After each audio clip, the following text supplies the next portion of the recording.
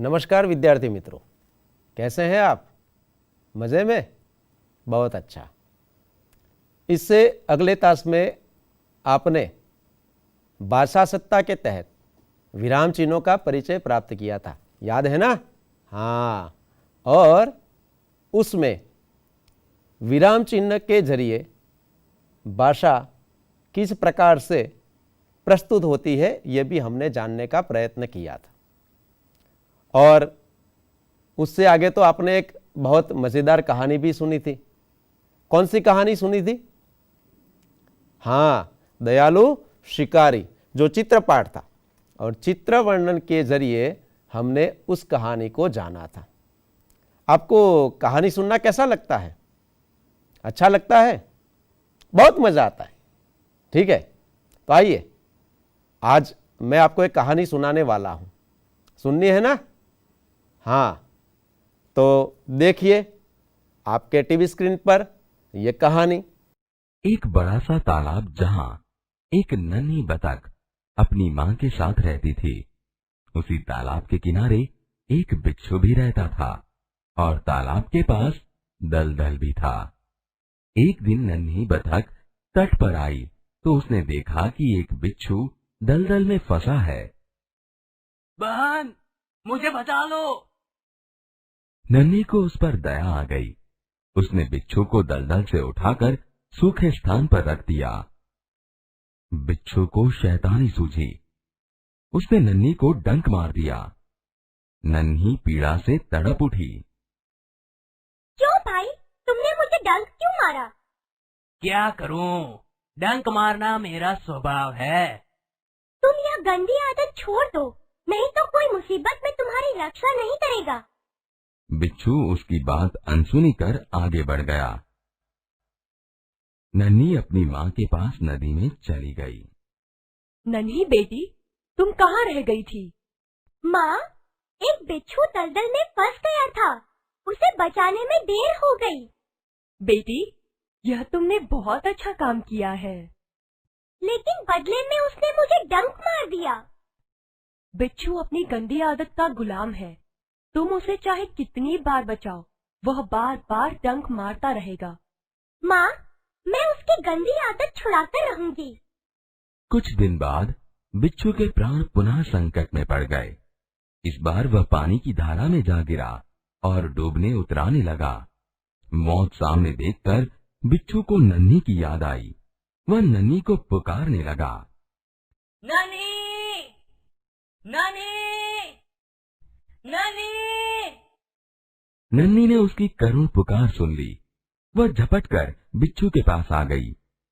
अब मैं इस गंदे स्वभाव वाले बिच्छू को नहीं बचाऊंगी।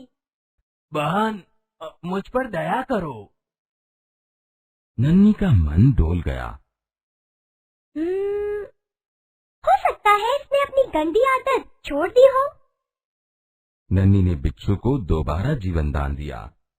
बिच्छू ने अपने स्वभाव के अनुसार उसे डंक मारने के लिए आगे बढ़ा।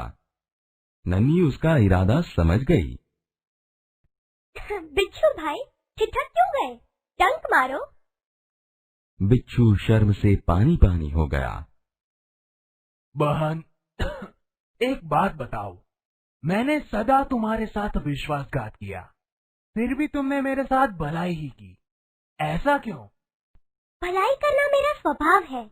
मैं तुमसे बदला लेने के लिए अपनी अच्छी आदत क्यों छोड़ दूं?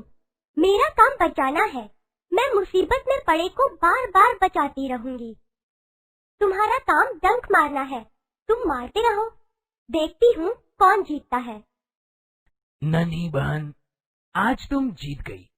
मैं वचन देता हूँ, अब मैं किसी निर्दोष जीव को डंक नहीं मारूंगा।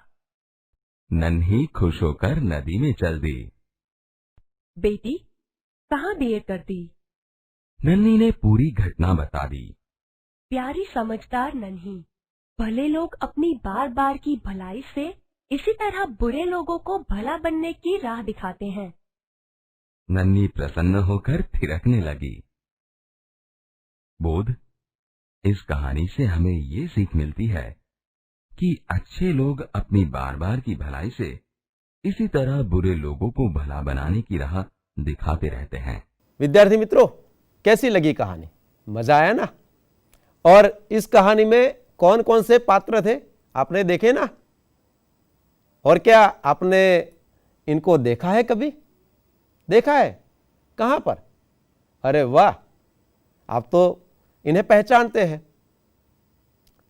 और कहानी बिल्कुल छोटी है, लेकिन इस छोटी कहानी में भी जो नन्ही है वह हमें बहुत सारी बातें सिखाती है ना? ठीक है, तो अब आपको अपनी किताब खोलनी है।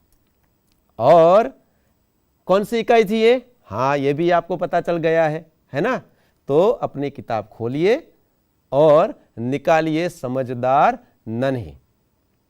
और यहां से मैं इस इकाई का पठन करने वाला हूं, यानी कि मैं कहानी का यहां से पाठ करूंगा, आपको सुनना भी है और मेरे साथ साथ कहानी पढ़ते भी जाना है। इस कहानी के जरिए भाषा के कुछ नए शब्द और कुछ भिन्न बातें भी सीखनी है। ठीक है, तो मैं यहां से कहानी का पठन करता हूं। मित्रों, यहां पर इस कहानी के हर एक विधान में जुड़े हुए कुछ नए शब्द भी हमें जानने हैं, है ना? तो आइए, अब आपको भी मेरे साथ इन वाक्यों को पढ़ना है और समझना भी है। नन्ही बतख तट पर आई तो उसने देखा कि एक बिच्छू दलदल में फंसा है। कौन फंसा है? तो बिच्छू। किसने देखा? बतख ने। मैंने शुरुआत में आपसे एक प्रश्न पूछा था कि क्या आपने बतख को देखा है? बतख दिखने में कैसी होती है? तो देखिए, देखा है ना? तो नन्ही इसी प्रकार की छोटी थी, यानी कि बच्ची थी, इसीलिए उसकी मां उसे हमेशा नन्ही कहती थी। और इस नन्ही ने बिच्छू को देखा, और बिच्छू कहां फंस गया था? दलदल में। बिच्छू को तो आपने देखा ही होगा, देखा है ना? हाँ, और ये बिच्छू फंसा था दलदल में। दलदल आपने देखा है क्या? दलदल का अर्थ आपको पता चला? दलदल को हम कहते हैं कीचड़, यानी कि जब मिट्टी और पानी घुल मिल जाते हैं और कीचड़ बन जाता है कि उसमें फंसने के बाद निकलना मुश्किल हो जाता है। और इस ऋतु में तो हमें यह पता चलता है कि भाई बारिश के कारण जगह जगह पर दलदल हो जाता है ना? तो ऐसे ही दलदल में बिच्छू फंस गया था। बिच्छू ने नन्ही से प्रार्थना की, बहन मुझे बचा लो। नन्ही तो दयालु थी, नन्ही को बिच्छू पर दया आ गई, तो उसने क्या किया? उसने बिच्छू को दलदल से उठाकर सूखे स्थान पर रख दिया, यानी कि अपनी चोंच से बिच्छू को पकड़ा और उसको उठाकर सूखे स्थान पर रख दिया। बिच्छू को तो आप पहचानते हैं कि हमें पता है कि कुछ ऐसे जंतु, जीव जंतु है, जैसे कि सांप है, वह भी डंक मारता है ना? तो बिच्छू का स्वभाव भी कैसा है? डंक मारने का। तो जैसे ही नन्ही ने बिच्छू को दलदल से बाहर निकाला तो उसको तो शैतानी सूझी, यानी कि अपने मूल स्वभाव पर वो आ गया और उसने नन्ही को क्या किया? डंक मार दिया। क्या किया? डंक मार दिया। और नन्ही तो पीड़ा से तड़प उठी। उसने तुरंत बिच्छू से पूछा, क्यों भाई, तुमने मुझे डंक क्यों मारा? नन्ही ने बिच्छू से पूछा कि मैंने तो तुम्हें दलदल से बाहर निकाला, तुम्हें बचाया, उसके बावजूद तुमने मुझे डंक मार दिया और मुझे तो अब पीड़ा हो रही है। बिच्छू लापरवाही से बोला, क्या करूं, डंक मारना मेरा स्वभाव है। बिच्छू ने क्या उत्तर दिया? कि डंक मारना मेरा क्या है? स्वभाव है। हम जब मनुष्य की बात करते हैं तो हर एक व्यक्ति का स्वभाव भी कैसा होता है? भिन्न भिन्न होता है ना? और आपको तो ये पता होगा कि आप कभी मेले में गए हैं तो कुछ खिलौने लेने की जिद करते हैं। ऐसे बच्चे भी हमने देखे हैं, आपने भी देखे होंगे, आपके भी कई सारे मित्र भी होंगे। तो स्वभाव का अर्थ है प्रकृति, या इसको और शब्द में कह सकते हैं आदत। तो बिच्छू का तो हमेशा यह स्वभाव रहा है कि वह दूसरों को डंक मारता रहता है। यानी कि अपने जहरीले ढंग से दूसरों को नुकसान करता है। नन्ही बोली, तुम यह गंदी आदत छोड़ दो, नहीं तो कोई मुसीबत में तुम्हारी रक्षा नहीं करेगा।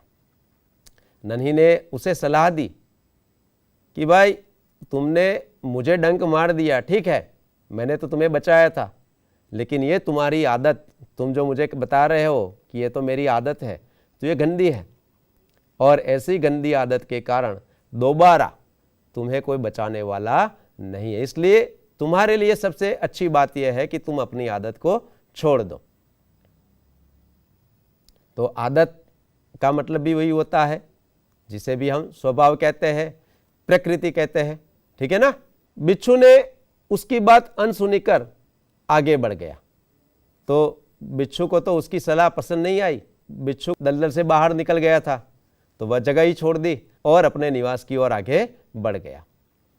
नन्ही भी अपनी माँ के पास नदी में चली गई, और जैसे ही नन्ही उसकी माँ के पास गई तो माँ ने पूछा, नन्ही बेटी तुम कहाँ रह गई थी?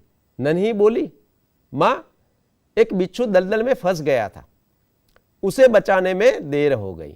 तो माँ तो खुश हो गई क्योंकि नन्ही ने एक अच्छा काम किया था, है ना। अगर आपने भी किसी को इस प्रकार से फंसा हुआ देखा है तो क्या आप उसे बचाएंगे? क्या हमें उसे बचाना चाहिए? विद्यार्थी मित्रों, यहाँ पर आपने देखा कि नन्ही बिच्छू को बचाकर अपनी माँ के पास आ गई है। अब आगे क्या होगा ये भी हमें देखना है, लेकिन उसके लिए हम दोबारा मिलेंगे और तब देखेंगे। तब तक आपको ये सोचना है कि नन्ही ने बिच्छू को बचा लिया, ये बहुत अच्छा कार्य किया है, और नन्ही की जगह पर आप होते तो क्या करते। तो दोबारा मिलेंगे। धन्यवाद।